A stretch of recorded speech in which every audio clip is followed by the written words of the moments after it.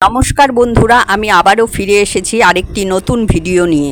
আজকের পর্বে আমি আলোচনা করতে চলেছি জীবনে কোন দুজনকে কখনো বিশ্বাস করতে নেই এই বিষয় নিয়ে। শুরু করার আগে বলে রাখি, চ্যানেলে এরকম ভিডিও আরও দেওয়া রয়েছে, দেখে আসবে। চ্যানেলটিকে অবশ্য করে সাবস্ক্রাইব করুন। চলুন আর দেরি না করে শুরু করা যাক। জীবনে বিশ্বাস ও বিশ্বাসঘাতকতা দুটি ভিন্নমুখী ধারণা। বিশ্বাস আমাদের জীবনকে সুন্দর করে তোলে, অন্যদিকে বিশ্বাসঘাতকতা তা ভেঙে ফেলে।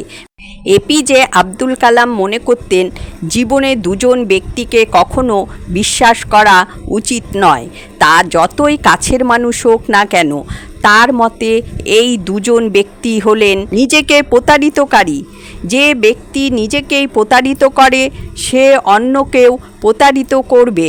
নিজের দুর্বলতা, ভুল ত্রুটি ঢাকতে চেষ্টা করে যে সে অন্যকেও প্রতারিত করতে পারে। দ্বিতীয় ব্যক্তি প্রতিশ্রুতি ভঙ্গকারী। যে ব্যক্তি বারবার প্রতিশ্রুতি ভঙ্গ করে তার কথায় বিশ্বাস রাখা অসম্ভব। প্রতিশ্রুতি ভঙ্গের মাধ্যমে তারা নিজেদের বিশ্বাসযোগ্যতা হারায় এবং অন্যের সাথে সম্পর্ক ক্ষুণ্ণ করে। কালামের মতে বিশ্বাসযোগ্যতা অর্জনের জন্য কথা ও কর্মের মধ্যে সামঞ্জস্য থাকা অপরিহার্য।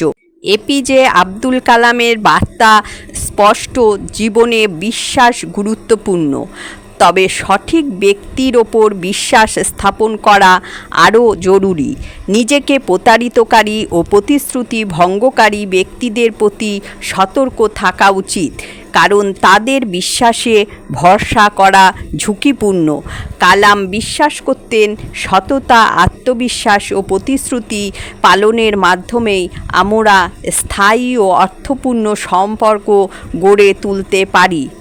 আজকের জন্য এ পর্যন্তই বন্ধুরা, দেখা হচ্ছে পরের ভিডিওতে। চ্যানেলটিকে অবশ্য করে সাবস্ক্রাইব করুন এবং বাকি ভিডিওগুলো দেখে আসবেন।